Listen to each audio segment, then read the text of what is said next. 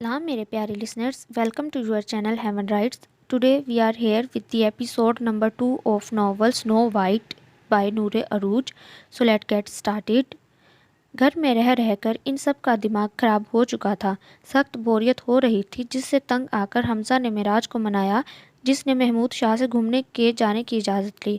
अगर हमजा ये बात कहता तो शायद महमूद शाह कभी इजाज़त ना देते, मगर मिराज की संजीदगी और समझदारी की वजह से इन्हें इजाज़त मिल गई। जन्नत, हम लोग सुबह घूमने के लिए जा रहे हैं, तुम भी रेडी रहना, ओके? एहसन सोने जाने से पहले जन्नत को मुतला करने आया, जो बिस्तर ठीक कर रही थी। मगर एहसन, बाहर मुझे नहीं जाना। इसका चेहरा खौफ से सफ़ेद पड़ गया, जिस पर एहसन तवज्जो ना दे सका। उफ़ जन्नत, जब से तुम आई हो बाहर नहीं निकली और अब भी कह रही हो नहीं जाना। एहसन अपने सर पर हाथ मारते बोला। जन्नत का चेहरा आहिस्ता आहिस्ता मज़ीद जर्द पड़ता जा रहा था। नहीं, हमने बाहर नहीं। नो। अचानक न जाने इसे क्या हुआ, अपने इर्द गिर्द बाजू बांधते वो नीचे बैठती चली गई।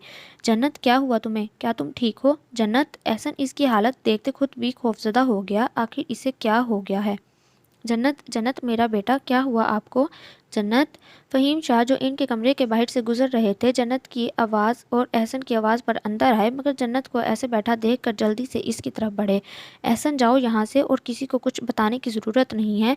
अपने बड़े बाबा को भेजो जल्दी। फ़हीम शाह ने एहसन को वहाँ से भेजना चाहा। शायद कुछ ऐसा था जो इन सबकी नज़रों से पोशीदा था।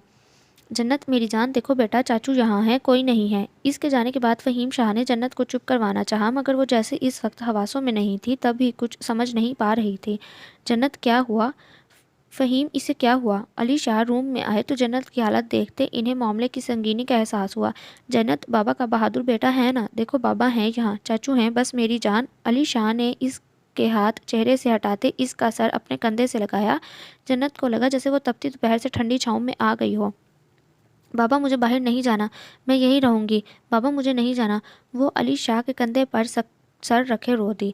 मत जाना बाबा का बेटा, कहीं नहीं जाएगा मेरी बेटी, हमेशा बाबा के पास रहेगी। बस चुप, अब नहीं रोना मेरे बच्चे ने। अली शाह ने आहिस्ता आहिस्ता इसका सर थपथपाना शुरू कर दिया। कुछ ही देर में वो सुकून महसूस करती सो गई।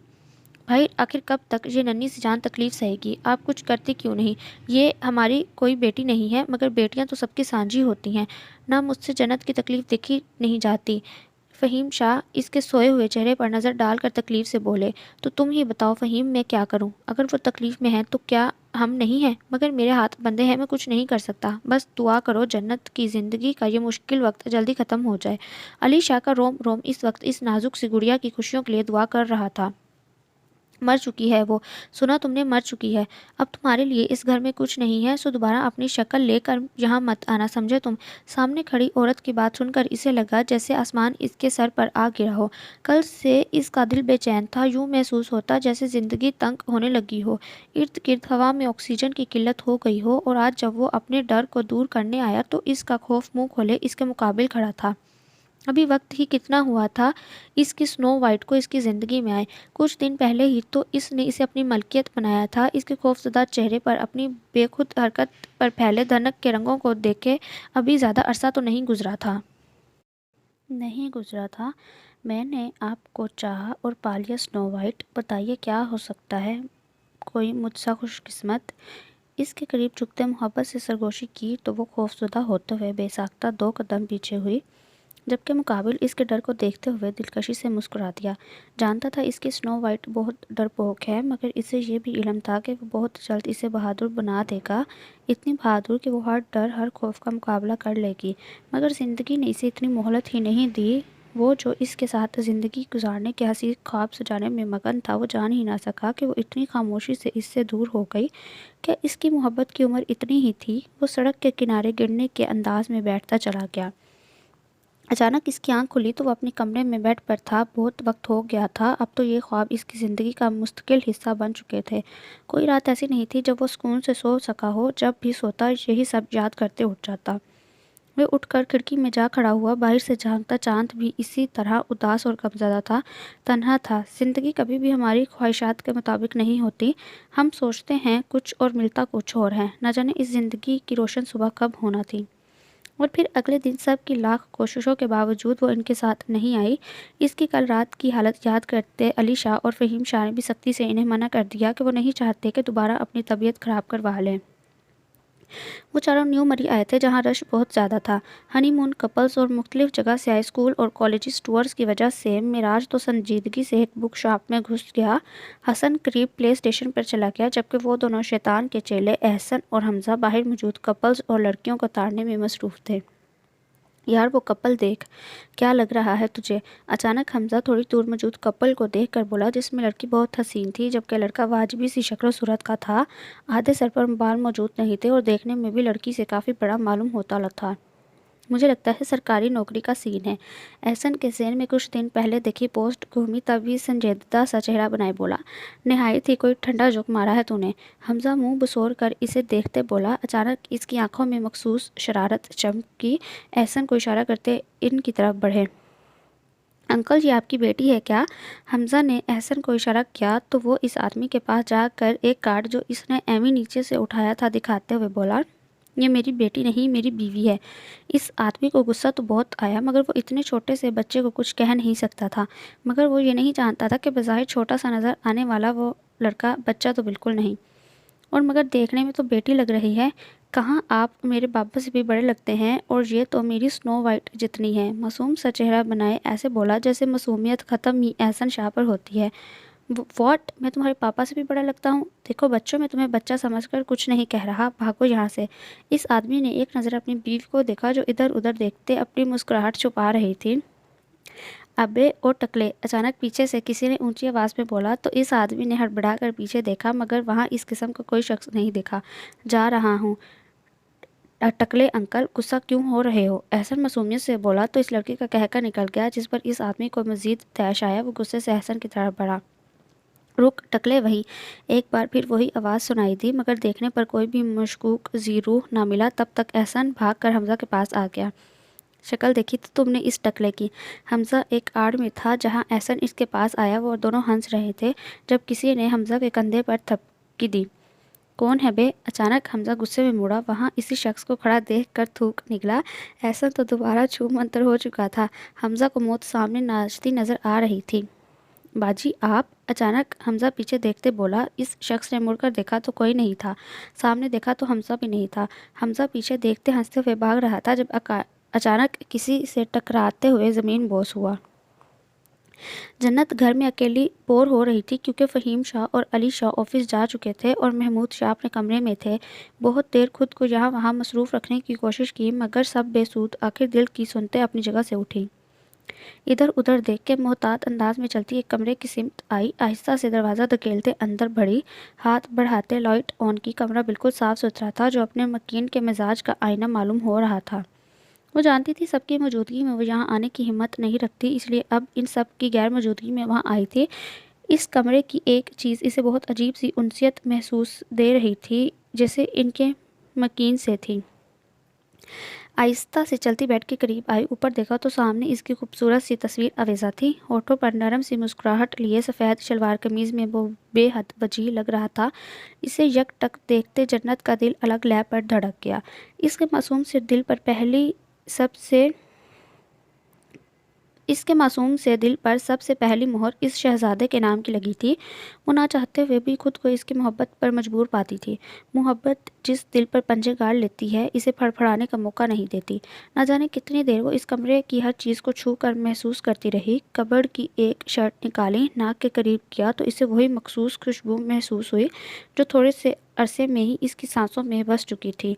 आहिस्ता से शर्ट अपने दुपट्टे में छुपाते वो बाहर निकली। आहिस्ता से दरवाज़ा बंद करते बगैर इधर उधर नज़र डाले वो अपने कमरे में पहुंची। एक बार फिर शर्ट नाक के करीब ले जाते गहरा सांस भरा। शर्ट को खुद से लगाते वो नीचे बैठती चली गई। एनाकोंडा तुम? डबल बैटरी तुम? माही ने सर हिलाते सामने देखा तो हमज़ा को देखकर चीखी। यही हाल हमज़ा का था। माही लोग आज वापस जा रहे थे। वो लेट हो गई थी, तभी अपनी एक दोस्त को अपनी प्रेजेंट लगवाने का कहकर भागते हुए जा रही थी जब सामने से आते हमज़ा से टकरा गई। नतीजतन वो दोनों नीचे गिरे। हमज़ा ने बमुश्किल हाथ साइड पर रखते खुद को इस पर गिरने से बचाया। तुम यहाँ भी आ गए? लगता है आज का दिन ही खराब है। पहले ही लेट हो गई और अब ये एनाकोंडा का सुतेला भाई मिल गया। पहली बात ऊंची कहते दूसरी खुद से बोली, मगर अफसोस वो भी हमज़ा के कानों ने साफ साफ सुनी। محترمہ یہ میرا شہر ہے، میں کہیں بھی آ جا سکتا ہوں، اور دن تمہارا نہیں میرا خراب ہے تو جو تم جیسے ڈبل بیٹری والی بندریا سے ٹکرا گیا۔ حمزہ بھی پھر حمزہ تھا، شرمندگی بھول کر تڑک کر بولا، اٹھو اب مجھے جانا ہے، میری بس۔ اگر اس کے پاس وقت ہوتا تو وہ اچھے سے اس کی عقل ٹھکانے لگاتی، مگر افسوس اس وقت اس کا بس میں پہنچنا ضروری تھا۔ اس نے حمزہ کو اپنے آگے سے ہٹانا چاہا۔ حمزہ نے اٹھ کر کھڑا ہوا، ماہی نے اٹھنا چاہا، مگر پاؤں میں ہوتی تکلیف پر بے اختیار اس کے منہ سے سسکی نکلی، شاید گرتے ہوئے اس کا پاؤں مڑ گیا تھا جس پر موچ آ گئی تھی۔ اس کی چیخ پر حمزہ نے بے ساختہ اسے دیکھا۔ تم ٹھیک ہو؟ اچانک اٹھتی ہمدردی سے مجبور ہوتے وہ بے ساختہ پوچھ بیٹھا۔ ماہی کی خوبصورت آنکھوں میں آنسو جھلکنے کو بےتاب تھے۔ میرا پاؤں مڑ گیا ہے، میری بس چلی جائے گی، پلیز میری مدد کرو۔ اسے اس وقت صرف اپنی بس کی فکر تھی جو کسی بھی وقت جا سکتی تھی، کیونکہ اس نے اپنے دوست سے کہا تھا کہ وہ پچھلی سیٹ سے خاموشی سے آ کر بیٹھ جائے گی۔ اس کا سامان بھی بس میں تھا۔ کیا کہا؟ مجھے سنائی نہیں دیا، زور سے بولو۔ حمزہ اس لڑاکو بندریا کو پلیز کہتے دیکھ کر اپنی شرارتی موڈ میں واپس آیا۔ ماہی کو اس پر تیش تو بہت آیا، مگر وہ مجبور تھی۔ پلیز میری مدد کرو، دانت پیستے درد برداشت کرتے ہوئے مشکل بولی تو حمزہ نے آگے بڑھ کر بازو سے تھام کر اسے کھڑا کیا جو پاؤں زمین پر نہیں رکھ پا رہی تھی۔ یہ میرا بازو تھام لو اور چڑھنے کی کوشش کرو۔ حمزہ نے اپنا بازو آگے کیا، ماہی اس کا ہاتھ تھام کر لڑکھڑاتے ہوئے آگے بڑھی۔ حمزہ اسے لیے آہستہ آہستہ چلنے لگا، مگر افسوس دیر ہو چکی تھی، بس نہ جانے کب کی جا چکی تھی۔ نہیں، میری بس مس ہو گئی، اب میں کیا کروں گی؟ ایک تو درد اور دوسرا بے بسی کے احساس تلے ماہی کی آنکھوں سے آنسو رواں دواں ہوئے۔ یہاں وہ کسی کو نہیں جانتی تھی۔ پلیز دیکھو، تم رو مت، اپنی دوست کا نمبر یاد ہے تو مجھے بتاؤ، میں اسے کال کر دیتا ہوں۔ حمزہ اسے روتا دیکھ کر بوکھلا گیا۔ اسے اس دن والی لڑکی یاد آئی جو شاید اس کی دوست تھی۔ مجھے نمبر نہیں آتا، موبائل میں سیو تھا، موبائل بھی اسی کے پاس ہے، روتے ہوئے سون سون کر کے بتایا۔ تو پہلے کیسے بات کی تھی اس سے؟ حمزہ نے حیرت سے اس پاگل لڑکی کو دیکھا جسے اپنی دوست کا نمبر تک یاد نہیں تھا۔ وہ تو اس نے ہوٹل کے نمبر پر کال کی تھی، تبھی بات ہوئی تھی۔ وہ مشکل اس کے سہارے کھڑی تھی، یوں لگتا تھا جیسے ابھی گر جائے گی۔ تم پاگل ہو، اپنے کسی دوست کا نمبر نہیں یاد رکھ سکتی تھی بیوقوف لڑکی؟ حمزہ کو اس پر شدید طیش آیا۔ مجھ پر چلانے کی ضرورت نہیں ہے، اب کون یاد رکھتا ہے کسی کا نمبر جب موبائل میں سیو ہو تو، اور یہ سب تمہاری وجہ سے ہوا ہے، نہ تم اندھوں کی طرح مجھ سے ٹکراتے، نہ یہ سب کچھ ہوتا۔ ماہی کو اس کی بات پر غصہ آیا، وہ سب کچھ سائڈ پر کرتی اپنے جلالی روپ میں واپس آ گئی تھی۔ اگر میں اندھوں کی طرح چل رہا تھا تم دیکھ کر چل لیتی، خود تو چار چار آنکھیں ہونے کے باوجود مجھے نہیں دیکھ سکتی۔ حمزہ نے ایک جھٹکے سے اپنا بازو اس سے چھڑایا۔ ماہی نے غصے سے اسے گھورا۔ کیوٹ گرل آپ! اچانک احسن کی آواز پر وہ دونوں مڑے، سامنے احسن، حسن اور معراج کھڑے تھے۔ معراج آنکھوں میں الجھن لیے ایک انجان لڑکی کو اس سے لڑتا دیکھ رہا تھا۔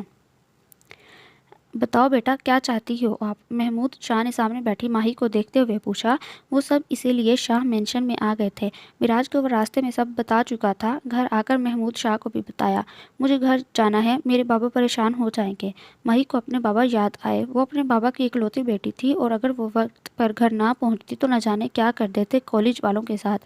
حمزہ تمہاری وجہ سے بچی کی بس چھوٹی ہے، اب تمہاری سزا ہے کہ تم اسے بحفاظت کراچی چھوڑ کر آؤ۔ محمود شاہ حمزہ کو دیکھ کر بولے، جو ان کی بات پر صدمے سے انہیں دیکھ رہا تھا۔ مگر دادا میں کیوں؟ صدمے سے اس کی آواز تک نہیں نکل رہی تھی۔ اس نے محمود شاہ کے پاس بیٹھی اس مصیبت کی دکان کو دیکھا، جب سے ملی تھی کوئی نہ کوئی مسئلہ کھڑا کر رہی تھی۔ کیوں کیا؟ تمہاری وجہ سے وہ گری، اس کی بس چھوٹ گئی۔ اب میرے ساتھ بحث مت کرو، اور کل صبح ہوتے ہی تم اسے کراچی کے لیے لے کر نکلو گے۔ محمود شاہ نے سختی سے کہا تو اس نے غصے بھری نظر ماہی پر ڈالی جس کا حال اس سے مختلف نہیں تھا۔ جنت، میں تمہیں مس کروں گی، تم بہت اچھی اور پیاری ہو۔ رات میں ماہی جنت کے ساتھ اس کے کمرے میں رکی تھی۔ محمود شاہ کے حوصلہ دلانے پر ماہی پرسکون ہوتے اپنے اصلی روپ میں آ چکی تھی، اور کچھ ہی دیر میں اس کی اور جنت کی اچھی خاصی دوستی ہو گئی تھی۔ رات کو تقریباً 2 بجے تک ماہی مسلسل بولتی رہی، جبکہ جنت بیچاری کی آنکھیں نیند سے بند ہو رہی تھیں۔ ماہی نے بولتے بولتے اچانک جنت کو دیکھا جو آنکھیں بند کیے چہرے پر زبانے بھر کی معصومیت سجائے سو رہی تھی۔ ماہی اس کے گال کھینچتے مسکرا دی، پھر خود بھی آنکھیں بند کرتے سو گئی۔ صبح نماز اور ناشتے سے فارغ ہو کر محمود شاہ کے حکم پر تیار ہونے چل دی۔ اس کے پاؤں میں ہلکا درد اب بھی محسوس ہو رہا تھا، مگر وہ فی الحال نظر انداز کر رہی تھی۔ تیار ہو کر نیچے آئی، بڑوں سے پیار لیتے جنت کے سامنے آ کھڑی ہوئی اور محبت سے بولی، میں بھی تمہیں بہت یاد کروں گی۔ جنت معصوم سا چہرہ لیے بولی تو ماہی محبت سے اس کا گال چوم گئی۔ اس کی حرکت پر جہاں باقی سب مسکرائے وہیں جنت جھیم گئی۔ ہم بھی آپ کو مس کریں گے کیوٹ گرل، احسن اس کی طرف چاکلیٹ بڑھاتے ہوئے بولا۔ ماہی نے محبت سے اس کے بال بکھیرے۔ حسن کو پیار کرتی وہ باہر آئی جہاں حمزہ گاڑی کے قریب مارچ کے پاس مصروف تھا۔ اپنے باپ کا ملازم سمجھ لیا ہے میڈم نے مجھے، یا اللہ یہ کون سے گناہ کی سزا ہے۔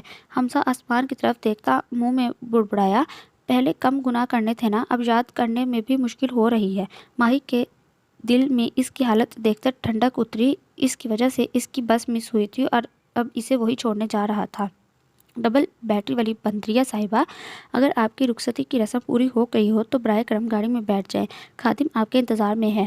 حمزہ اسے دیکھ کر دانت پیستے بولا، نہ جانے 18 گھنٹے کا یہ سفر اس ماسی مصیبت کے ساتھ کیسے گزارنے والا تھا۔ مجھے بیٹھنے کا کہہ کر خود کیا فوت ہو گئے ہو، چلو جلدی۔ ماہی اس کی بات پر اسے سنانا تو چاہتی تھی مگر اگر وہ اسے لے جانے سے مکر جاتا تو، اسی لیے خاموشی سے آ کر گاڑی میں بیٹھ گئی، مگر اسے وہیں رکا دیکھ کر تب کر بولی۔ حمزہ منہ بسورتے آ کر ڈرائیونگ سیٹ پر بیٹھ گیا اور گاڑی سٹارٹ کی۔ ماہی تو خاموشی سے مری کی برف پوش پہاڑیوں کو دیکھنے میں مصروف ہو چکی تھی۔ اسے عشق تھا پاکستان سے، خاص کر شمالی علاقہ جات سے۔ حمزہ بھی فی الحال اسے اگنور کر رہا تھا۔ یہ سفر ان کی زندگی کو بدلنے والا تھا جس سے وہ دونوں انجان تھے۔ ایک نئی داستان کی بنیاد رکھی جا چکی تھی۔ جنت سب کاموں سے فارغ ہوتے احسن اور حسن کے ساتھ باہر خرگوش کے گھر کے پاس آ گئی۔ ان سب جانوروں کو کھانا کھلانے کی ذمہ داری اس کی تھی، سو سب جانور اس سے بہت مانوس ہو چکے تھے۔ اب بھی اسے دیکھتے سب خرگوش اس کے ارد گرد جمع ہو چکے تھے۔ یلو کلر کی خوبصورت سی پاؤں تک آتی فراق پہنے وہ گھاس پر بیٹھ گئی۔ خرگوش بھاگ بھاگ کر اس پر چڑھتے مستیاں کرنے میں مصروف تھے۔ حسن اور احسن بھی کبھی کسی بچے کو پکڑتے تو کبھی کسی کو۔ جنت مسکراتے ہوئے سب کو دیکھ رہی تھی۔ اچھو! اچانک زوردار چھینک کی آواز پر وہ سب مڑے جہاں ایک چھوٹا سا خرگوش کا بچہ معراج کی ٹانگوں سے لپٹا ہوا تھا، جبکہ معراج صاحب چھینکنے میں مصروف تھے۔ او نو! جنت شوکو پکڑو، معراج کو الرجی ہے جانوروں کی ہلکی سی سمیل سے بھی۔ احسن کی بات پر جنت جلدی اٹھ کر معراج کے پاس آئی، اس کی ٹانگوں سے لپٹے شوکو کو پکڑ کر گھر بھیجا۔ باقی سب خرگوش بھی چپ چاپ اندر چلے گئے۔ کیا آپ ٹھیک ہیں؟ جنت نے فکر مندی سے معراج کو دیکھتے پوچھا، جس کا چھینک چھینک کر برا حال ہو چکا تھا۔ سرخ و سفید رنگت میں سرخیاں کھلنے لگیں جو اس کی الرجی کا پتہ دے رہی تھیں۔ میں آپ کو ٹھیک اچھو رہا ہوں۔ پانی بھری سرخ نظروں سے شکایتی انداز میں اسے دیکھا، جیسے کہہ رہا ہو کہ آپ کی وجہ سے ہوا یہ سب۔ آئی ایم سوری، مجھے نہیں پتا تھا آپ کو الرجی ہے۔ آئیں آپ اندر چلیں، میں آپ کو میڈیسن دیتی ہوں۔ جنت غلطی کے بغیر ہی شرمندہ ہو گئی، تب ہی اسے اندر آنے کا اشارہ دیا۔ وہ دونوں اندر آئے تو جنت نے اسے میڈیسن باکس سے الرجی کی گولی دی، ساتھ ہی تھوڑی دیر میں اس کے لیے چائے بنا لائی۔ دوائی لیتے ہی آہستہ آہستہ اس کی حالت میں سدھار آنے لگا۔ مجھے معاف کر دیں معراج، مجھے نہیں پتا تھا شوکو اس طرح آپ کی طرف آ جائے گا۔ جنت کو شرمندگی کے ساتھ ساتھ رونا آ رہا تھا، اگر اس کی حالت زیادہ خراب ہو جاتی تو۔ اٹس اوکے جنت، میں ٹھیک ہوں، آپ پریشان مت ہوں اور آپ کی غلطی نہیں ہے۔ معراج اس کی آنکھوں میں آنسو دیکھ کر نرمی سے بولا، شاید باقی سب کی طرح وہ بھی اس گھر میں اس کی موجودگی کو قبول کر چکا تھا۔ معراج اس کا سر تھپتھپاتے اپنے کمرے کی طرف بڑھ گیا۔ اسے کچھ دیر آرام کرنا تھا تاکہ اس کی طبیعت پوری طرح ٹھیک ہو جائے۔ جنت اس کی طبیعت بحالی پر پرسکون ہوتی اپنے کمرے کی طرف بڑھ گئی۔ ماہی کی خاموشی صرف چند پلوں کی تھی۔ مری سے نکل کر وہ لوگ اسلام آباد کی جانب گامزن تھے۔ ماہی کچھ ہی دیر میں ہاتھ بڑھاتے میوزک پلیئر آن کر چکی تھی، مگر پہلا گانا سنتے ہی دونوں نے بے ساختہ ایک دوسرے کی طرف دیکھا۔ ہم جو چلنے لگے ہیں یہ راستے، منزل سے بہتر لگنے لگے ہیں یہ راستے۔ خوبصورت سفر اور اس ایناکونڈا کے جڑواں بھائی کے ساتھ کھو جاؤں، اس ڈبل بیٹری والی بندریا کے ساتھ اسے ہی نہ گما دوں۔ ایک دوسرے کو کھا جانے والی نظروں سے گھورتے دل ہی دل میں ایک دوسرے سے مخاطب تھے۔ ماہی نے ہاتھ بڑھاتے گانا ہی بدل دیا۔ تو جے میرے ہمیشہ کول رویں تے میں دنیا نو کہہ دواں پرے پرے، دل دے کے دنیا تو کون ڈرے، ہاں دل دے کے دنیا تو کون ڈرے۔ ایک بار پھر جھٹکے سے ایک دوسرے کو دیکھا، مگر اس بات خود پر ضبط نہ کرتے دونوں نے کہہ کے بلند کیے۔ وہ گانا ہی اتنا فنی لگ رہا تھا، ان دونوں کی ہنسی رک نہیں رہی تھی۔ ایناکونڈا، یہ کتنے فضول قسم کے گانے رکھے ہیں تم نے اپنی گاڑی میں؟ کافی دیر بعد اسے یاد آیا کہ وہ اپنے دشمن اول کے ساتھ کہہ کے لگا رہی ہے، تب ہی گانا بند کر کے بات بدلنے کی غرض سے بولی، دھیان سے دیکھو ڈبل بیٹری، تم نے ایف ایم چلایا ہے اور ایف ایم والے میرے سسرالی رشتے دار تو نہیں جو میری پسند کے گانے چلائیں گے۔ حمزہ اس کی بات پر منہ بسوڑتے بولا، وہ لڑکی کوئی موقع نہیں چھوڑتی تھی اس کی بے عزتی کا۔ گاڑی تو تمہاری ہے نا، تو بندہ کوئی MP3 لگوا لیتا ہے، کوئی بلوٹوتھ سسٹم ہوتا ہے۔ ماہی اس کی بات پر چند پل گڑبڑائی، مگر پھر خود ہی صحیح ثابت کرنے کے چکروں میں نہ جانے کیا بول گئی۔ میڈم، نہ تو تم نے ساری زندگی اس گاڑی میں سفر کرنا ہے، نہ ہی تم میرے مامے کی کڑی ہو جس کو خوش کرنے کے لیے میں یہ سب کراؤں۔ حمزہ تو اس کے انداز پر سیکھپا ہوا تھا، مطلب کتنی ناشکری تھی یہ لڑکی۔ مجھے کوئی شوق نہیں ساری زندگی تمہارے یہ ایناکونڈا جیسی شکل دیکھنے کا، اور اگر اللہ نہ کرے تم میری پھوپھی کے لڑکے ہوتے بھی نا، تو میں نے پھوپھی ہی بدل لینی تھی۔ ماہی بھی ماہی تھی، ہار ماننا وہ بھی حمزہ سے ناممکن۔ شکر الحمدللہ میرا تم جیسی بندریا سے کوئی تعلق نہیں، ورنہ میں نے پیدا ہوتے ہی چل بسنا تھا صدمے سے۔ تمسخر بھری مسکراہٹ ہونٹوں پر سجائے آنکھوں میں شرارت لیے وہ بولا تو ماہی نے دانت پیس لیے، تم ایناکونڈا، تمہاری تو میں ماہی کا بس نہیں چل رہا تھا، اس کے دانت توڑ دے۔ کیا میں ہاں کیا میری؟ حمزہ کو اس کی غصے بھری شکل مزہ دے رہی تھی، تب ہی مسلسل زج کر رہا تھا، تم بھاڑ میں جاؤ، بلکہ جہنم میں جاؤ، شیطان بھی تمہیں دیکھ کر پناہ مانگتا ہوگا، نمونہ کہیں کا۔ اس پر 2 حرف بھیجتی وہ بڑبڑاتے ہوئے منہ پھلا چکی تھی۔ حمزہ نے بھی سکون کا سانس لیا، فی الحال اس کا ارادہ نہیں تھا اسے بلانے کا۔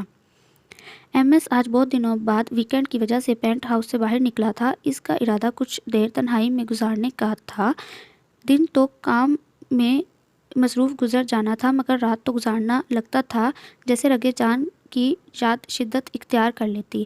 وہ سی سائڈ پر آیا تھا، رات کے اس پہر جہاں ساحل سمندر کا ایک بے انتہا تنہا کونا آباد تھا، وہیں دور ایک گوشہ بالکل خاموش اور ویران تھا۔ اس کے دل کی طرح وہ خاموش سے ایک جانب بڑھتا جا رہا تھا، لہریں اس کے قدموں سے ٹکراتے ہوئی واپس مڑ جاتی، جن سے قطع نظر وہ اپنے خیالوں میں گم تھا۔ Help, somebody help! اچانک نسوانی چیخوں اور پکار پر اس نے ارد گرد دیکھا۔ اندھیرے کی وجہ سے کچھ نظر تو نہیں آ رہا تھا، مگر وہ آواز کا تعاقب کرتے ایک سمت بڑھ گیا۔ کچھ دور ایک لڑکی کے گرد 4 لڑکے کھڑے تھے، جن میں سے 2 نے لڑکی کے بازو تھام رکھے تھے۔ ان کی چال میں موجود لڑکھڑاہٹ اس بات کا ثبوت تھی کہ وہ سب نشے میں ہیں۔ لیو ہر! وہ منٹھیاں پیچھے ان کی جانب بڑھا، کچھ دور رکتے سنجیدہ اور سرد آواز میں دھاڑا۔ اسے دیکھتے سامنے موجود لڑکی کے چہرے پر پرسکون جھلک دکھائی دی۔ What the hell are Who the hell are you? Who the hell are you? Go away from here. Don't mess with her. تم کون ہو؟ جاؤ یہاں سے، ہم سے مت الجھو۔ ان میں سے ایک اس کی طرف مڑتا ہوا بولا، I said leave her hand. میں نے کہا چھوڑو اس کا ہاتھ۔ MS کی سنجیدہ سی آواز میں عجیب سا طیش تھا۔ I will not leave her. Do what you can. میں انہیں نہیں چھوڑوں گا، جو کر سکتے ہو کر لو۔ اس نے لڑکی کے بازو تھام رکھی تھی اور وہ اسے کھینچتا ہوا اس کی جانب لاتا ہوا بولا۔ وہ لڑکی کے چہرے پر جھکا۔ MS نے اس کے کالر سے اسے تھام کر پیچھے کھینچا، ہاتھ کا مکہ بناتے زوردار انداز میں اس شخص کی گال پر مالا۔ وہ شخص لہرا کر پیچھے ہوا، باقی سب اس کی حرکت پر آگ بگولا ہوتے اس پر ٹوٹ پڑے۔ اب وہ چاروں اور MS آپس میں گتھم گتھا ہو چکے تھے۔ ان میں سے ایک نے MS کے ناک پر مکہ مارا، جہاں پر خون کی بوندیں اس کے ناک سے نکلی، مگر جلد ہی ان سب پر وہ قابو کر چکا تھا۔ نشے کی وجہ سے وہ سب اپنا دفاع بھی نہیں کر پا رہے تھے، تب بھی پولیس سائرن کی آواز پر وہ سب اس سے بچتے وہاں سے بھاگے۔ MS نے ان کے بھاگنے پر غصے سے ان کی پشت کو دیکھا، پھر سر جھٹک کر ناک سے بہتا خون انگوٹھے کی مدد سے صاف کیا۔ Who are you and what are you doing here? تم کون ہو اور یہاں کیا لینے آئی ہو؟ MS نے مڑ کر اس لڑکی کو دیکھا، جو دیکھنے میں ایشین لگ رہی تھی۔ گندمی صاف رنگت، براؤن آنکھیں، کمر تک بکھرے سلکی بال اور مخصوص یونیفارم میں اچھی خاصی خوبصورت لڑکی تھی۔ I'm a waitress in the hotel. I was going home when they saw me and take me here. میں ایک ہوٹل میں ویٹرس ہوں، گھر واپس جا رہی تھی جب انہوں نے مجھے دیکھا اور یہاں لے آئے۔ وہ لڑکی روتے ہوئے بولی، تو اس کے ایکسنٹ سے MS سمجھ گیا کہ وہ ایشین ہے۔ کہاں سے ہو تم؟ یہاں کی نہیں لگتی۔ اب کی بار وہ اس کے آنسو دیکھتے نرمی سے اردو میں بولا، آپ اردو بول سکتے ہیں کیا؟ آپ پاکستان سے ہیں؟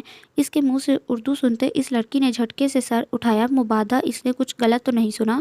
ہاں میں پاکستان سے ہوں، اور تم اگر پاکستان سے ہو تو لندن میں کیوں ہو؟ ایم ایس سنجیدگی مگر نرمی سے بولا، میں بھی پاکستان سے ہوں، میرے ماما بابا ایک کار حادثے میں ڈیتھ ہو گئی تھی، چچو اور چچی نے ہمارے گھر پر قبضہ کر لیا، مجھے انہوں نے گھر کا ایک کمرہ دے رکھا تھا جہاں میری نہ کوئی اہمیت تھی اور نہ ہی انہیں کوئی پرواہ، نہ جانے کیا سوچ کر وہ مجھے پڑھا رہے تھے، مجھے اسٹڈی ویزا ملا جس پر میں لندن آئی، پچھلے سال میری اسٹڈی پوری ہو گئی تھی، واپس جانا چاہتی تھی جب مجھے ہماری پرانی ملازمہ نے بتایا کہ چاچو میرے آنے کا انتظار کر رہے ہیں، بابا کی ول کے مطابق سب کچھ اب بھی میرے نام تھا، وہ مجھ سے دھوکے سے سائن لے کر مارنے کا پلان بنائے ہوئے تھے، اسی ڈر سے میں واپس نہیں گئی بلکہ یہیں جاب کرنے لگی، میرا ویزا ختم ہو چکا ہے جس کی وجہ سے میں پولیس سے چھپ کر یہاں رہ رہی ہوں، انہیں پتہ چلا تو وہ مجھے پاکستان ڈپورٹ کر دیں گے۔ وہ لڑکی اس انجان ملک میں ایک ہم وطن کو پا کر جذباتی ہوتے سب بتا گئی، ساتھ ہی آنسو بھی روا تھے۔ پلیز تم رو مت، کیا نام ہے تمہارا؟ ایم ایس اس کی آپ بیتوں سنتے نرمی سے بولا، جس پر اس نے اپنے آنسو پونچھے۔ انشرا امین۔ انشرا نے اپنا نام بتایا تو ایم ایس نے سر ہلا دیا، پھر اس سے اپنے پیچھے آنے کا اشارہ کرتے گاڑی کی طرف بڑھ گیا۔ کچھ نئی کڑیاں مل رہی تھیں جن سے آگے جا کر ایک نئی داستان جنم لینے والی تھی۔ اب کیا ہوگا؟ گاڑی کیوں روک دی؟ ہوا کیا ہے؟ اچانک ایک جھٹکے سے گاڑی رکنے پر ماہی کا سر ڈیش بورڈ سے ٹکراتے بچا، ایک دم طیش میں آتے وہ حمزہ کی جانب مڑی جو اس کے بجائے سامنے دیکھ رہا تھا۔ انہیں سفر کرتے 8-9 گھنٹے ہو چکے تھے اور اب تو شام کا اندھیرا بھی پھیل چکا تھا، وہ لوگ ایک قدرے سنسان روڈ سے گزر رہے تھے، گاڑی کی سپیڈ تیز ہونے کی بدولت اچانک لگنے والے جھٹکے پر وہ سنبھل نہیں سکی۔ اب کیا منہ میں دہی جما لیا ہے؟ ماہی نے اسے اپنی طرف متوجہ نہ ہوتے دیکھا تو غصے سے بولی، جس حیرت سے وہ اب باہر دیکھ رہا تھا ماہی کے دوبارہ پکارنے پر ہوش میں آیا۔ سامنے دیکھو۔ حمزہ ایک نظر اسے دیکھ کر بولا۔ ماہی نے دیکھا تو سامنے 2 اسلحہ بردار کھڑے تھے جن کے چہرے پر نقاب تھا، جن میں سے ایک اب ڈرائیونگ سیٹ کی طرف آتے حمزہ کو باہر نکلنے کا اشارہ کر رہا تھا، جبکہ گنز دیکھ کر ماہی کی سانس اٹک گئی تھی۔ او ہیرو، باہر نکل، وہ شخص پنجابی لب و لہجے میں بولا، یہ شاید اندرون پنجاب کا کوئی علاقہ تھا، وہ شخص بولنے میں ہی دیہاتی معلوم ہو رہا تھا۔ حمزہ نے دروازہ نہیں کھولنا چاہا تو ماہی بے اختیار اس کا بازو تھام گئی۔ نہیں پلیز، ان کے پاس گن ہے۔ ماہی کو اس وقت کچھ یاد نہیں تھا سوائے سامنے نظر آتے ان مردوں کے ہاتھوں میں موجود بندوق کے، تبھی وہ اپنے دشمن اول کو محافظ سمجھ رہی تھی۔ ڈونٹ وری ماہی، کچھ نہیں ہوگا، اس طرح ڈر کر اندر بیٹھ نہیں رہ سکتے، تم یہاں رکو، میں دیکھتا ہوں۔ حمزہ شاید اس کی کنڈیشن سمجھ رہا تھا، تبھی نرمی سے ہاتھ ہٹاتے باہر نکلا۔ کون ہیں آپ لوگ اور کیا چاہتے ہیں؟ حمزہ نے تحمل سے بات شروع کی، ورنہ ان دونوں کو مارنا اس کے لیے مشکل نہیں تھا جو صرف بندوق کے زور پر خود کو توپ سمجھ رہے تھے، مگر وہ اکیلا نہیں تھا، اسے ماہی کو بحفاظت کراچی پہنچانا تھا، وہ امانت تھی اس کے پاس، تبھی خاموش تھا۔ اسی کی چاندے ہاں، چھڈ منڈیا، چپ چاپ جو کچھ بھی ہے کٹ دے، ہم جو بھی چاہتے ہیں، اسے چھوڑو لڑکے، جو بھی ہے تمہارے پاس وہ نکال دو۔ وہ شخص گن کا رخ حمزہ کی طرف کرتے بولا۔ ماہی ان کی طرف ہوتی گن دیکھتے بے ساختہ دروازہ کھولتے باہر نکلی، اس کے نکلتے ہی دوسرے شخص نے اپنی بندوق کا رخ ماہی کی طرف کیا۔ ماہی جو پہلے ہی ڈری ہوئی تھی بے ساختہ گھوم کر آتے حمزہ کے پیچھے چھپ گئی، اس کی شرٹ کو مٹھی میں جکڑے وہ سہمی ہوئی چڑیا لگ رہی تھی، اس کا معصوم حسن ان دونوں کی آنکھوں میں ہوس کی چنگاری جلا گیا تھا۔ بلیک شرٹ اور کیپری میں ایک کندھے پر دوپٹہ رکھے، بڑی بڑی آنکھوں پر چشمہ لگائے، ڈر اور خوف کے تاثرات لیے وہ کسی کو بھی اپنی جانب متوجہ کرنے کی صلاحیت رکھتی تھی۔ تم لوگ جو بھی چاہتے ہو لے لو، مگر ہمیں یہاں سے جانے دو۔ حمزہ نے جیب سے والیٹ نکالے ان کی طرف بڑھایا، اور اگر ماہی کی وجہ سے مجبور نہ ہوتا تو انہیں سبق سکھاتا، مگر وہ ان کی نظروں میں چھپی غلاظت بھانپ گیا تھا۔ شیدے ایک کڑی تے نیری پٹاخا ہے، کی کہنا ہے انہوں بھی نہ لے جائیے؟ شیدے یہ لڑکی تو بالکل پٹاخا ہے، کیا کہتے ہو، اسے بھی نہ لے جائے ساتھ؟ ان میں سے ایک شخص دوسرے کو دیکھ کر بولا، جس پر حمزہ کا پارا ہائی ہوا تھا۔ اس نے ہاتھ اٹھا کر انہیں مارنا چاہا، جب اپنے بازو پر کھچاؤ محسوس کرتے رکا۔ یہ جوش سے نہیں، ہوش سے کام لینے کا وقت ہے، کسی طرح ان کا دھیان بھٹکا کر بھاگو یہاں سے، ان کے پاس بندوق ہے، تم اپنے ساتھ ساتھ مجھے بھی مرواؤ گے۔ ماہی اسے طیش میں آتا دیکھ کر اس کے قریب سرگوشی سے بولی۔ حمزہ نے گہرا سانس لیتے خود کو پرسکون کرنا چاہا۔ یہ لڑکی اتنی سخت سچویشن میں بھی اسے غصہ دلانے سے باز نہیں آ رہی تھی، اب وہ اپنے موڈ میں آیا۔ آنکھوں میں اچانک ہی شرارت در آئی۔ ہاں ਭਰਾ ਮੈਂ ਤੇ ਬੜਾ ਤੰਗ ਆ ਇਸ ਕੁੜੀ ਤੋਂ, ਇਹਨੂੰ ਤੁਸੀਂ रख लो, मैनू जान दो। हाँ भाई मैं तो खुद बड़ा तंग हूँ इस लड़की से, तुम इसको रख लो और मुझे जाने दो। हमजा ने अचानक माही का हाथ थामते इसे बराबर खड़ा किया। माही अचानक इसके अंदाज पर हैरान होती इसे घूरने लगी। हाय एडी सोहनी कुड़ी तो तू तंग है मुंडिया, या तो तू किसे काम दा नहीं। हाय तुम इतनी प्यारी से लड़की से तंग हो, किसी काम के नहीं हो तुम लड़के। अब की बार दूसरा शख्स बोला। इसकी बात पर माही मुस्कुरा दी और कुन अखियों से हमजा को देखा जैसे कह रही हो, सुनो मेरी तारीफ मेरे वीर, तू हजे सिर्फ एदी शक्ल वेखी आ, रात होण दे, फिर जदों ए आवेगी अपने असल रूप च तो फिर देखी। मेरे भाई तुमने अभी सिर्फ इसकी शक्ल देखी है, रात होने दो, जब ये अपने असल रूप में आएगी ना फिर देखना। हमजा इनके अंदाज से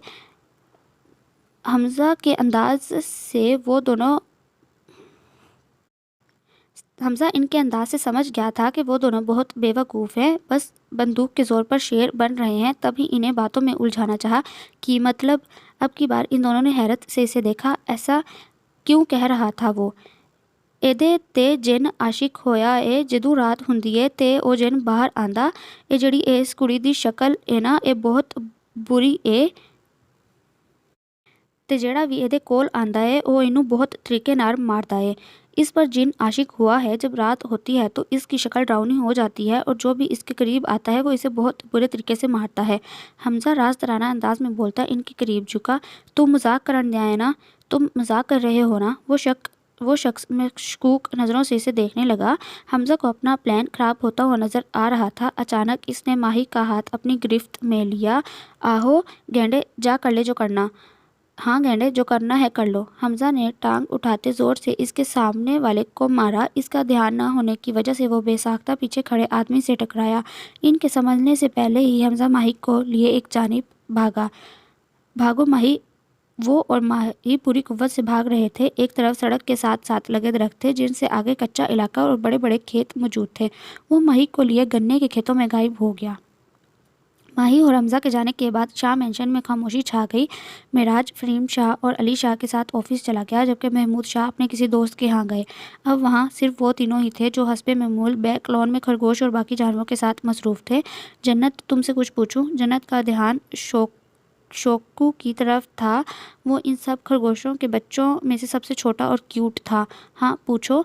एहसन की आवाज़ पर इसने हैरत से सर उठाकर इस छोटे जिन को देखा जो आज खिलाफे मामूल चुप चुप था। किसी लड़की को प्रपोज करते हैं तो सबसे पहले क्या कहते हैं? अचानक एहसन के सवाल पर जन्नत का मुंह खुला था। मतलब अभी वो ढंग से ज़मीन से उगा भी नहीं था और इसकी बातें तौबा। मगर एहसन हमें क्या पता, हमने कौन सा कभी किसी लड़की को प्रपोज किया है। जन्नत अपनी हैरत पर काबू पाते परेशानी से बोली। अब भला इसे क्या पता वो कौन सा कभी किसी को प्रपोज करती फिरती थी।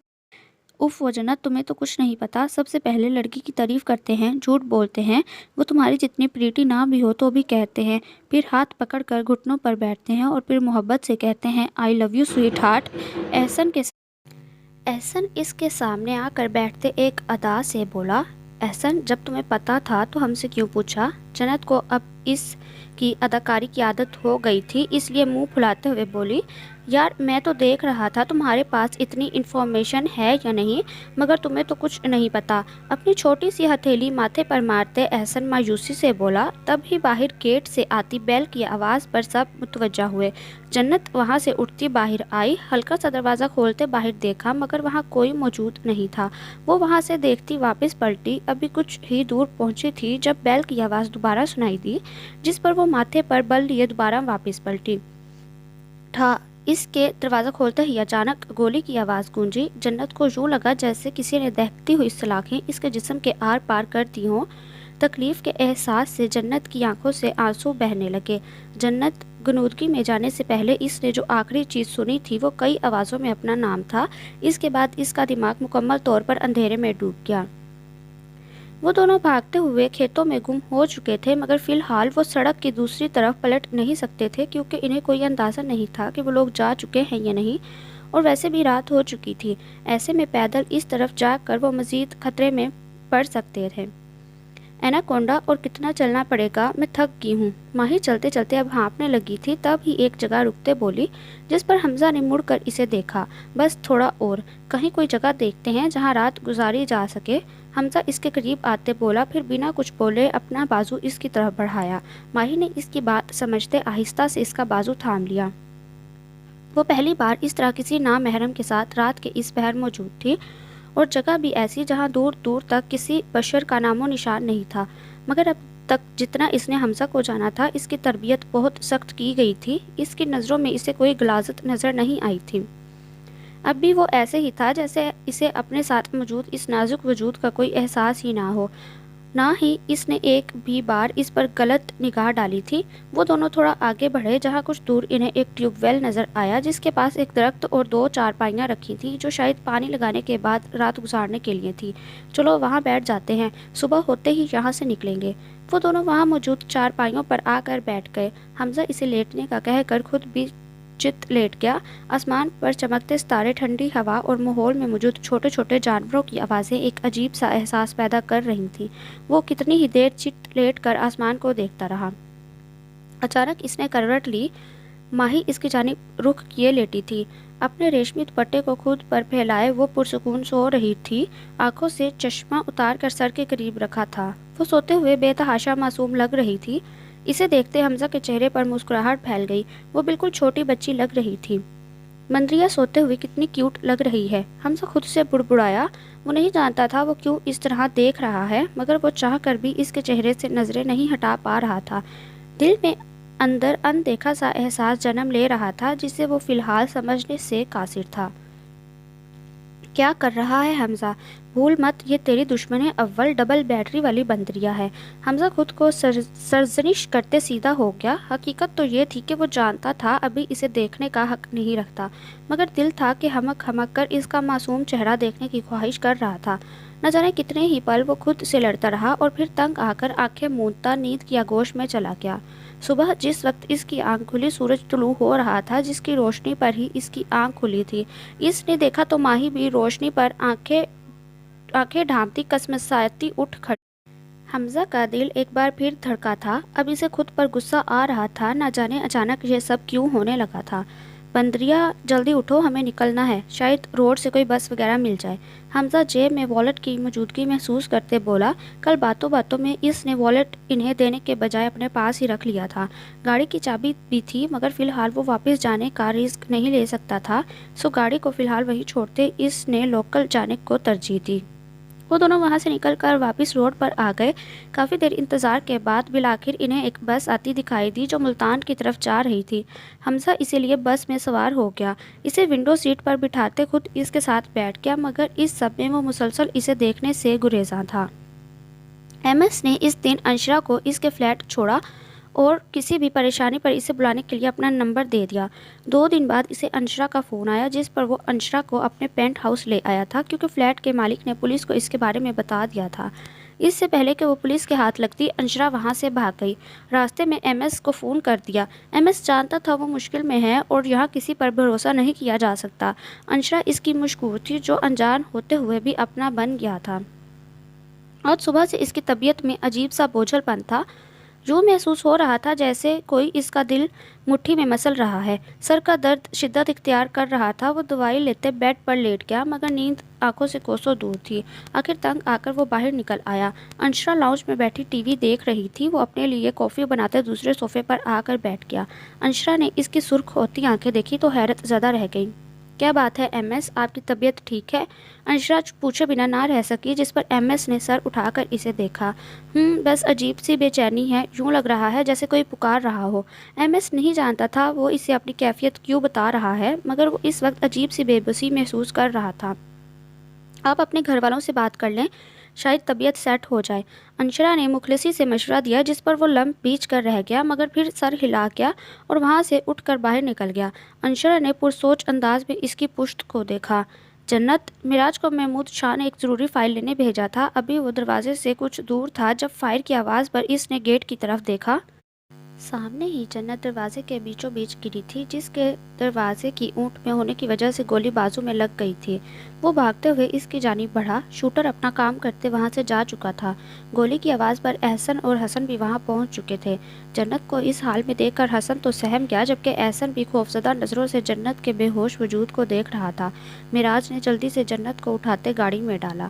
حسن اور احسن کو گاڑی میں بٹھاتے اس نے گاڑی فل سپیڈ میں ہاسپٹل کی جانب بڑھا دی۔ جنت کے بازو سے نکلتا خون پچھلی سیٹ کو تیزی سے سرخ کرتا جا رہا تھا۔ حسن تو اب باقاعدہ رونے لگا تھا۔ وہ بار بار جنت کے زرد چہرے کو دیکھتا۔ اس کی سنو وائٹ، جس کے چہرے پر ہمہ وقت گلاب کھلے رہتے تھے، وہ سفید چہرہ لیے تھی اور گہری سیاہ مقناطیسی آنکھیں جن کی چمک ہیرو کو مات دیتی تھی، وہ آنکھیں تکلیف کی شدت سے گیلی ہو کر بند ہو چکی تھی۔ یہ ان کی سنو وائٹ تو نہیں تھی۔ سنو وائٹ پلیز آنکھیں کھولیں۔ حسن اپنے چھوٹے چھوٹے ہاتھ اس کے گالوں پر رکھتے بولا۔ اس تھوڑے سے عرصے میں وہ ان کی زندگی کا لازمی جز بن چکی تھی، جس کے بغیر ان کی زندگی ادھوری تھی۔ معراج بھائی، سنو وائٹ کو کچھ ہو گیا ہے؟ اس کو کچھ نہیں ہوگا نا؟ احسن نے خوفزدہ مگر پر امید آواز میں پوچھا۔ بہادر بنو احسن، کچھ نہیں ہوگا جنت کو، ہم بس اسے ہاسپٹل لے کر پہنچ گئے ہیں، جنت ابھی ٹھیک ہو جائے گی۔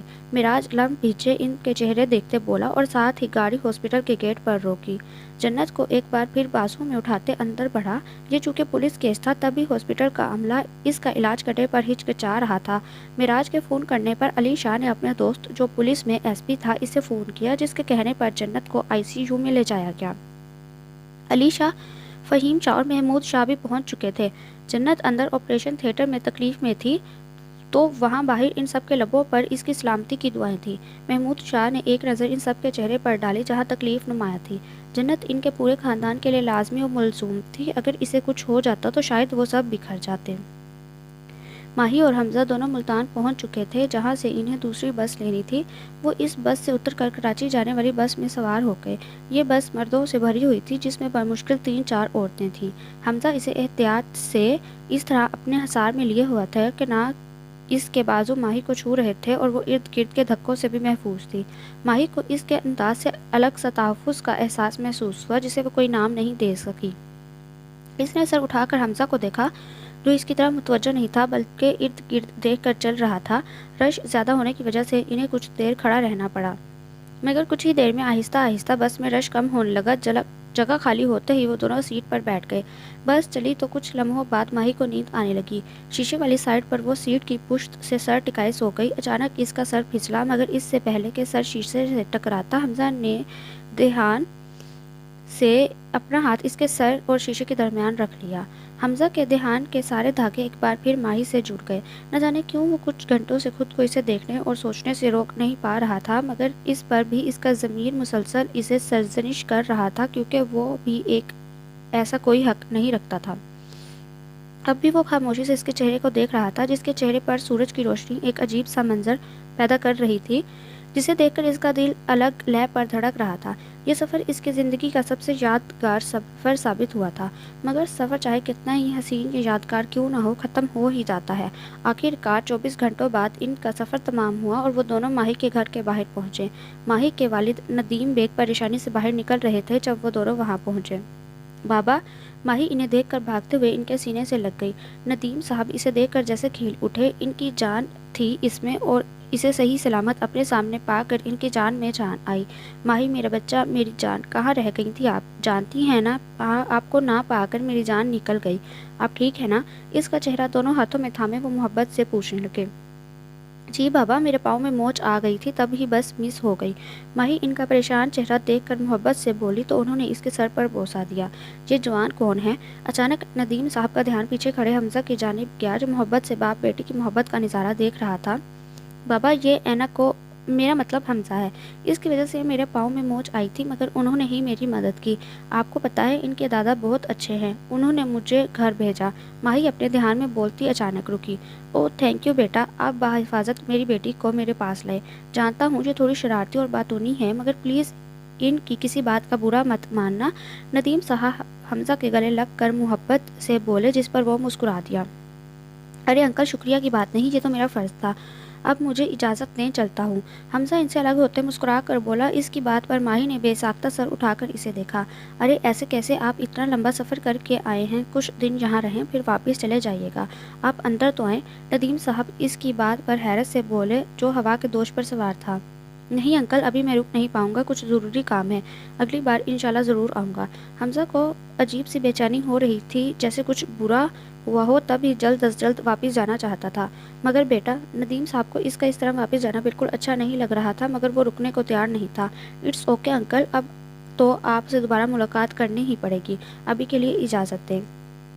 حمزہ ایک نظر ماہی کے چہرے پر ڈال کر معنی خیزی سے بولا، جس پر اس نے بے ساختہ حمزہ کو دیکھا جس کی شرارت بھری آنکھوں میں الگ سی چمک تھی۔ اوکے بیٹا، میں انتظار کروں گا، اپنے گھر والوں کو شکریہ ادا کیجیے گا۔ ندیم صاحب اس کا کندھا تھپتھپاتے بولے تو وہ سر ہلا گیا۔ ایک الوداعی نظر ماہی پر ڈال کر وہ مڑا۔ ندیم صاحب کے کہنے پر ڈرائیور اسے ایئرپورٹ چھوڑ کر آیا تھا۔ کہنے کو یہ سفر تمام ہو چکا تھا، مگر حقیقت میں تو یہ ایک حسین سفر کا آغاز تھا۔ ڈاکٹر نے آپریشن کے بعد گولی نکال دی تھی، اگر خون زیادہ بہہ جاتا تو جنت کی جان کو خطرہ ہو سکتا تھا، کیونکہ وہ جسمانی لحاظ سے کمزور تھی، مگر بروقت ہاسپٹل لانے پر اب وہ خطرے سے باہر تھی۔ ڈاکٹر کے مطابق اگلے چند گھنٹوں میں اسے ہوش میں آ جانا چاہیے تھا۔ محمود شاہ، علی شاہ اور فہیم شاہ حسن کو لے کر گھر چلے گئے، جبکہ معراج اور احسن وہیں رک گئے۔ جنت کو روم میں شفٹ کر دیا گیا تو احسن خاموشی سے آ کر بیڈ کے پاس رکھی کرسی پر بیٹھ گیا۔ تقریباً 2 گھنٹوں بعد جنت کی پلکوں میں لرزش ہوئی۔ سنو وائٹ، جنت تم ٹھیک ہو؟ احسن اس کی لرزتی پلکوں کو دیکھتے جلدی سے اٹھ کر اس کے چہرے کو تھپ تھپانے لگا۔ اس کی آواز پر جنت نے آنکھیں کھولنے کی کوشش کی۔ نقاہت اور روشنی کی وجہ سے اسے آنکھیں کھولنے میں مسئلہ ہو رہا تھا۔ پھر وہ ہمت کرتے کچھ ہی دیر میں آنکھیں کھول گئی۔ رج وہ آہستہ آہستہ کچھ کہنے کی کوشش کر رہی تھی۔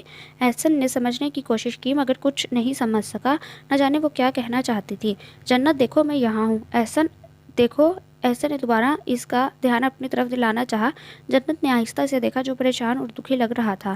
جنت اس کی حالت دیکھتے ہلکا سا مسکرا دی۔ کیا ہوا احسن، آپ ایسے کیوں دیکھ رہے ہیں؟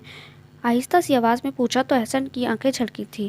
اس نے بچپن سے ماں بہن اس طرح کا کوئی رشتہ نہیں دیکھا تھا۔ اب جنت کی صورت میں اسے سب رشتے مل گئے تھے، بھلے ہی وہ اسے اپنی گرل فرینڈ کہتا تھا، مگر وہ اس کے لیے بہت خاص تھی۔ جنت اگر تمہیں کچھ ہو جاتا تو؟ خوفزدہ سی آواز میں کہتا وہ جنت کو رونے پر مجبور کر گیا۔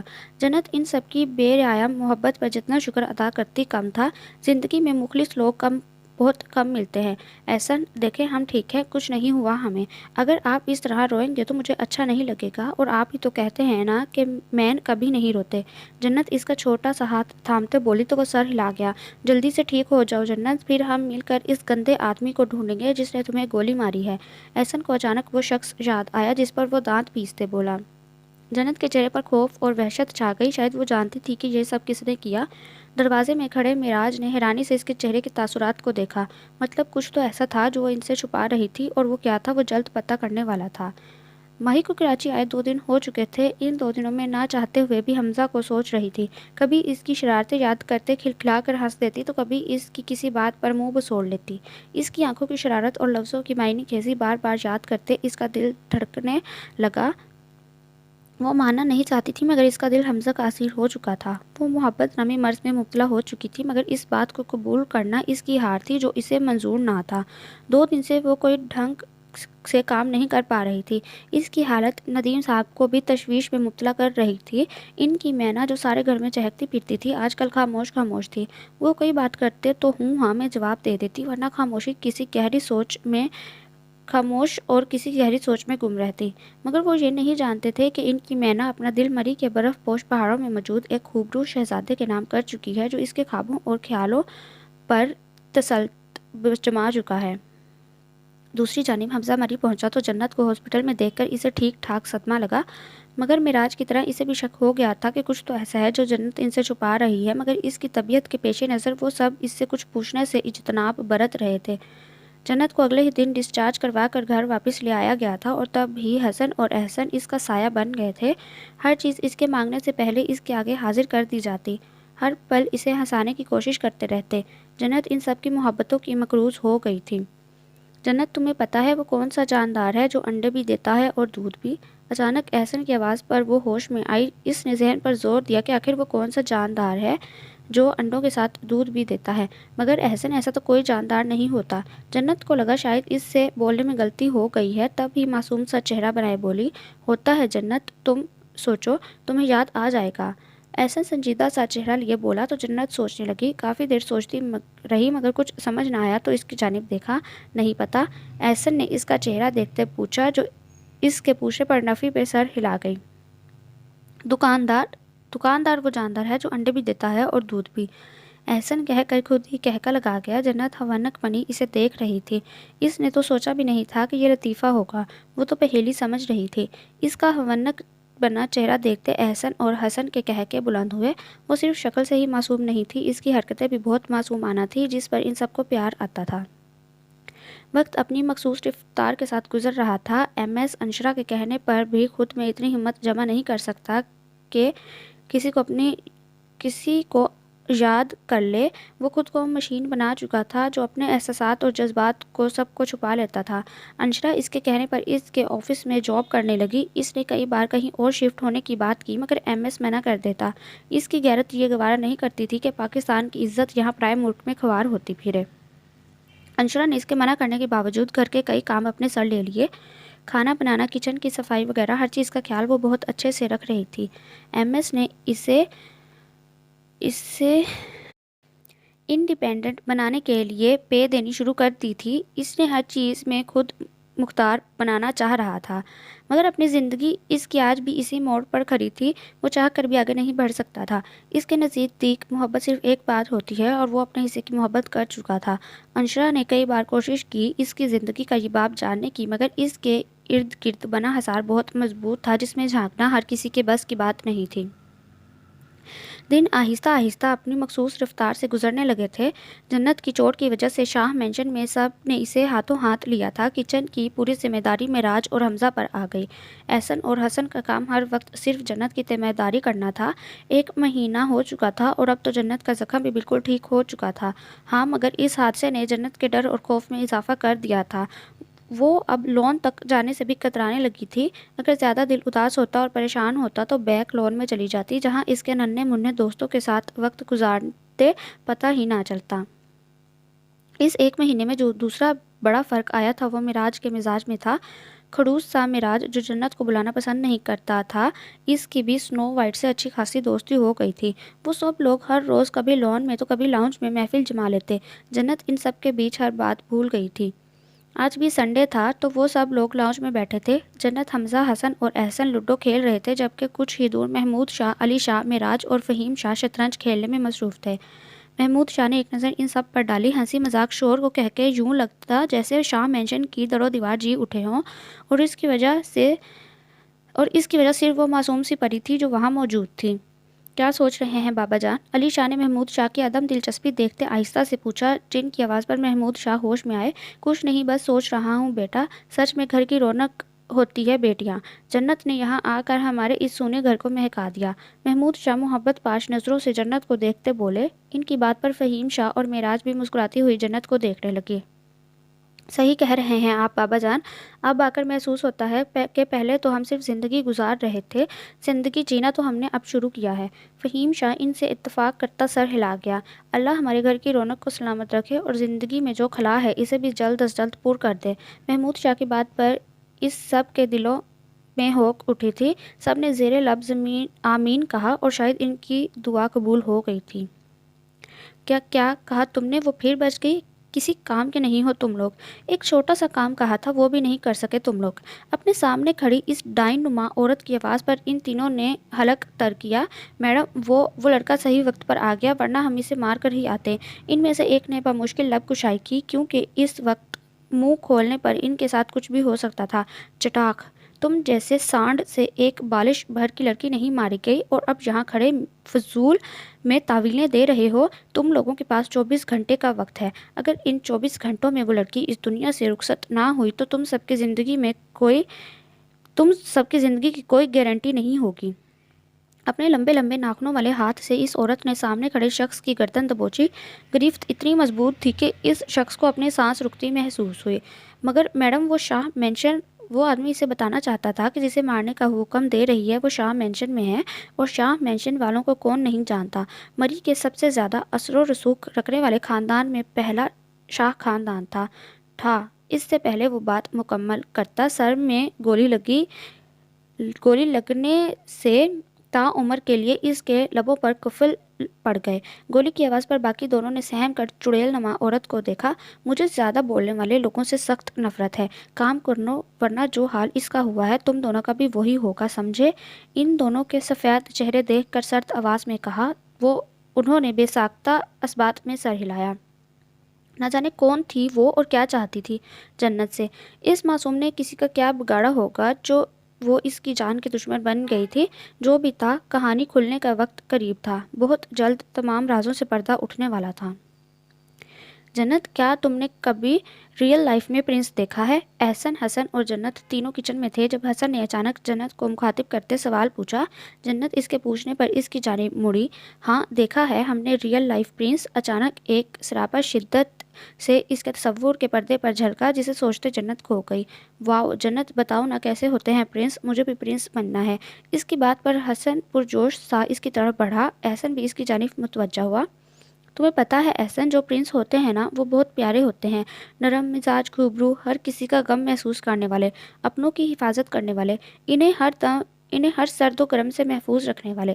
کھوئے کھوئے سے لہجے میں بولتی وہ ان دونوں کو حیران کر گئی۔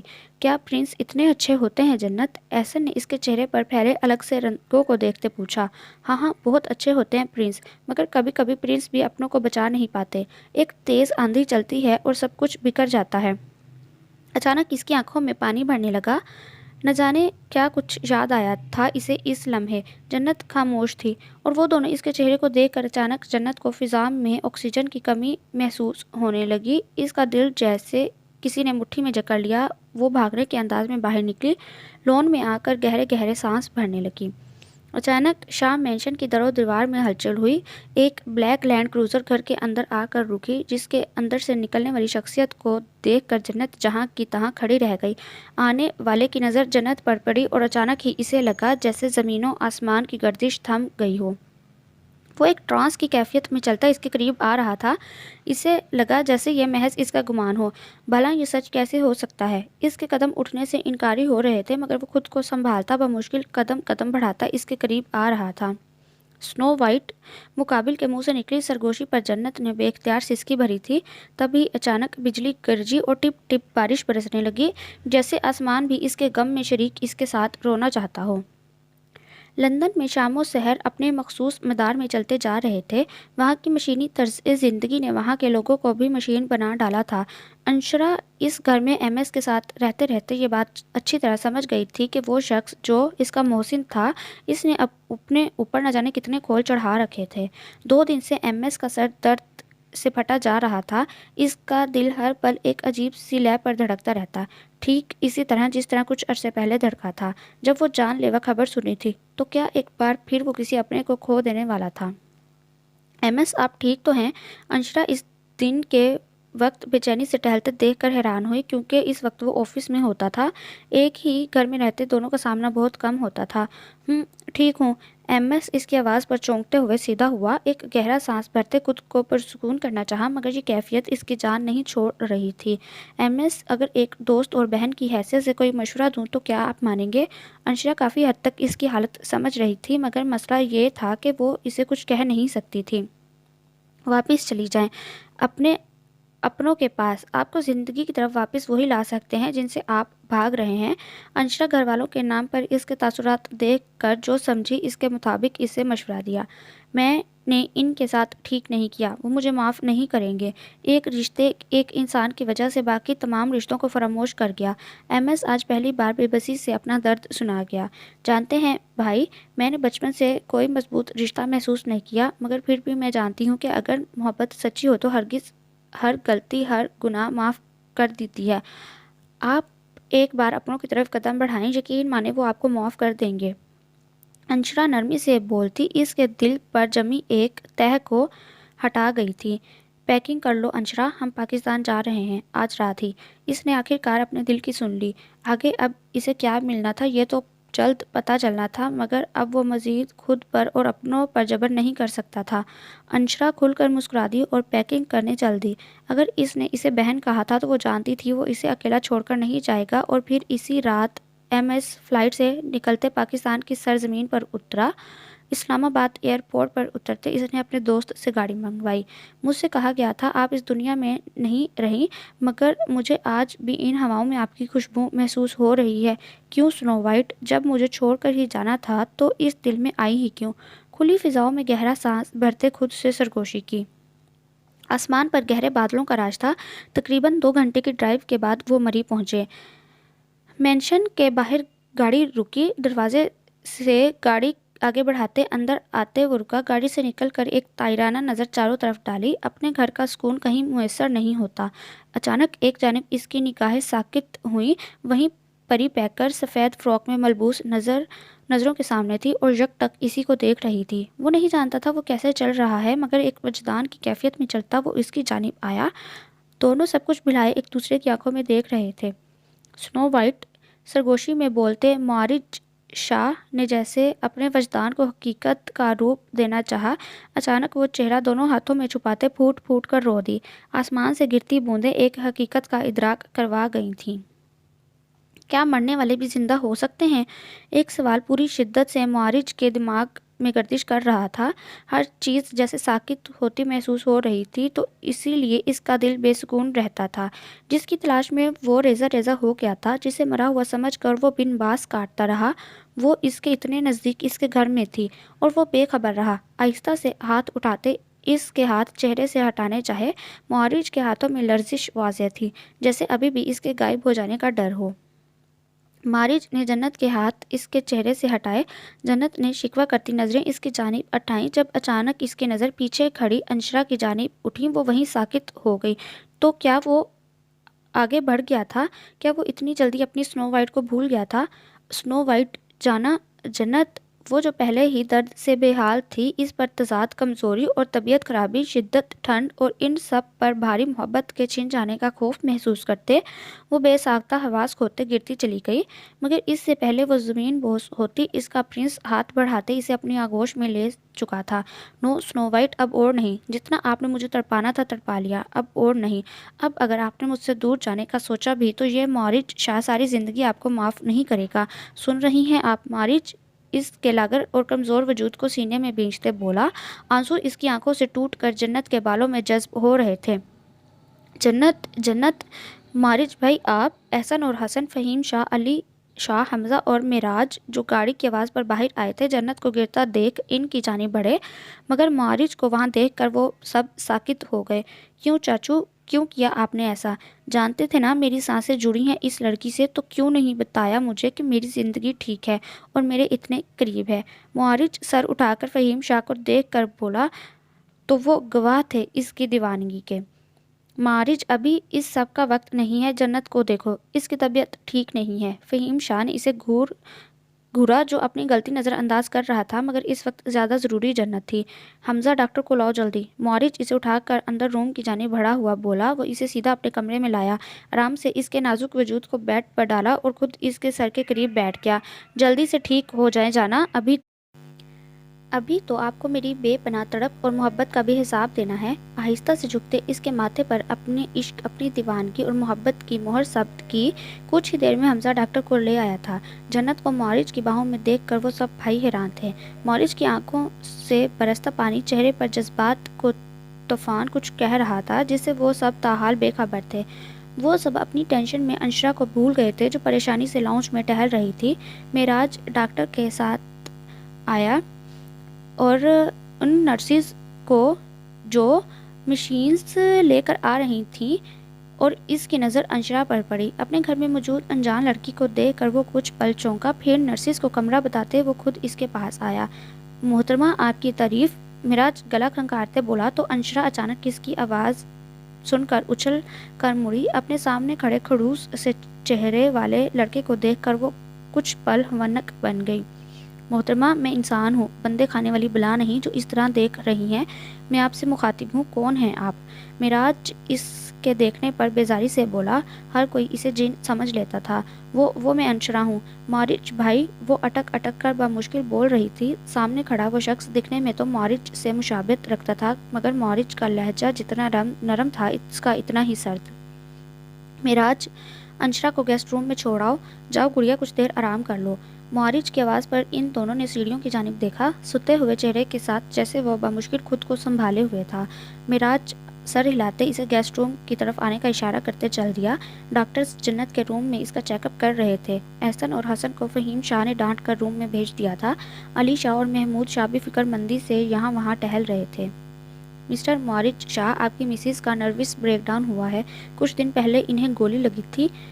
میں نے تب بھی کہا تھا کہ وہ بہت کمزور اور ذہنی دباؤ میں ہیں، مگر آج انہیں کسی ایسی چیز نے ڈسٹرب کیا ہے جس کا انہوں نے بے حد اسٹریس لیا ہے۔ ہمیں انہیں ہاسپٹل شفٹ کرنا ہوگا۔ اگر صبح تک انہیں ہوش نہ آیا تو… ڈاکٹر کی بات پر معراج کو لگا جیسے 7 آسمان اس کے سر پر آ گرے ہوں۔ ابھی تو وہ اس کی موت کے جھوٹ سے نہیں سنبھلا تھا اور جہاں ایک اور خوف منہ کھولے کھڑا تھا۔ تو کیا ڈاکٹر؟ معراج نے بےتابی سے پوچھا۔ اس وقت اس کا حال اس پیاسے کا تھا جو سمندر کے کنارے پر تو پہنچ چکا ہو مگر پانی لبوں سے نہ لگا پا رہا ہو۔ وہ اتنے عرصے بعد اپنی محبت کے قریب تھا مگر وہ تو آنکھیں موندے خود سے بیزار لگ رہی تھی۔ اچھی امید رکھیں معراج شاہ، انشاءاللہ وہ ٹھیک ہو جائیں گی، مگر آپ پلیز انہیں ہاسپٹل شفٹ کروائیں، ہمیں علاج شروع کرنا ہوگا۔ ڈاکٹر اس کی پریشان صورت دیکھتا امید دلاتے لہجے میں بولا تھا۔ ڈاکٹر، موسم کی کنڈیشن ایسی نہیں ہے کہ انہیں ہاسپٹل لے جایا جا سکے۔ میں سب مشینز منگوا چکا ہوں، آپ کو جو بھی کرنا ہے یہیں کر لیں، جو بھی مانگیں گے مل جائے گا، مگر میری بیوی کو کچھ نہیں ہونا چاہیے۔ معراج جانتا تھا کہ اس موسم میں باہر نکلنا خطرناک ہو سکتا ہے، اسی لیے اٹل لہجے میں بولا، اوکے مسٹر معراج، آپ لوگ دعا کریں، ہم اپنی پوری کوشش کریں گے۔ باقی زندگی دینے والی ذات صرف ایک ہی ہے۔ ڈاکٹر نے اس کی پریشانی سمجھی اور اس کے کندھے کو تھپ تھپاتے اندر بڑھا جہاں وارڈ بوائے مشینز لگا رہا تھا۔ So listeners, that was the end of today's episode. Hope that you like it. Do subscribe if you like. بہت جلد ملتی ہوں ناول کی نئی ایپیسوڈ کے ساتھ، تب تک کے لیے اللہ حافظ۔